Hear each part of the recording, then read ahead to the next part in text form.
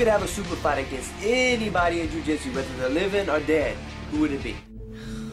Oh man, you know what? Like all my life, I was a competitor. All my life, you go to competition, and I never could choose any opponent. You know, I just have the brackets, and I was fighting whoever. You know, I remember on the World Championships when I was competing like regularly, there were so many tough guys on my weight class that, you know, you were like getting the names and you say, you know what, man, it doesn't matter because everybody's tough. You know, they're gonna be bad, and then from the bad to worse. So you know, whoever comes, you know, you go one fight after the other. So I never had too much the opportunity of, you know, choosing who I was supposed to fight. I was competing with whoever it was. And MMA also my fights. I mean, they asked my purse, like I said, I want to make these, and you know, and I want to, you know, I'm fighting on that weight division, and they come with somebody, and I didn't even know who until like a couple months ago. You know, so I never had a chance of choosing that. So I really never liked this thing of being challenging people. You know, I think it's kind of, you know, it's kind of rude in a way, because if all the guys are fighting, he deserves respect. And I was never really into that. You know, I mean, if somebody shows up here in my school, you know, talking crap, you know, I can be the nicest guy, and if somebody comes here, I don't care who it is. You know, there's gonna be a fight, there's gonna be a match, whatever. You know. But I'm not gonna be the one that's gonna be pushing that. I don't think it's not me, you know.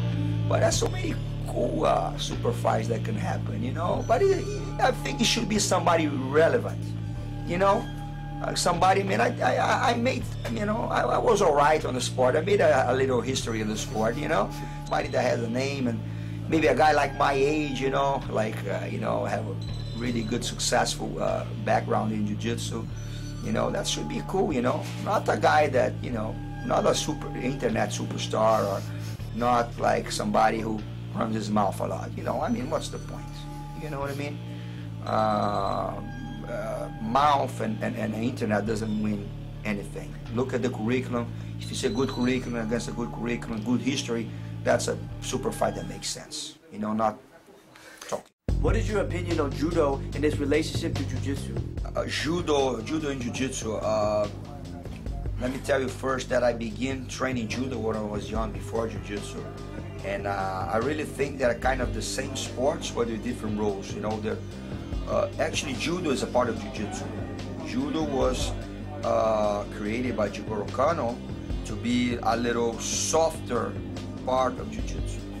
And they took, Jigoro Kano took away a lot of things that I would consider dangerous, like, you know, neck cranks, foot locks, and, you know, a bunch of other stuff. And, but it's basically like one branch of jiu-jitsu. And, you know, judo with the time was more developed on the stand-up part. I really think that they complement each other really well. I'm a big fan of judo. I always trained judo, even before and after jiu-jitsu.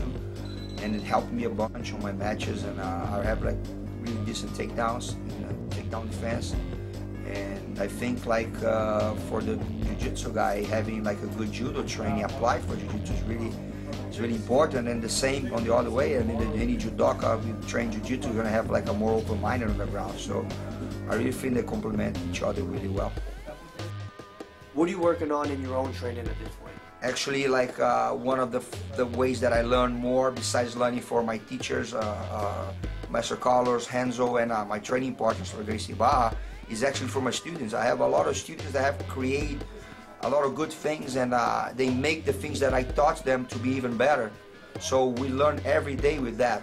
But one thing that I really do to me to make my game better is that I all the time what I try to do is that I try to do what I do good to one side, I'll try to do good to the other side. And this is one of the most difficult things in jiu-jitsu, guys. A lot of people think that they can do exactly on the timing and the perfection that they do to the right side or to the left side. Is not true. And if you can do good for both sides, then way more chances for you to be successful in anything. Going to both sides is my goal now. And a good example that I have is like Rickson Gracie.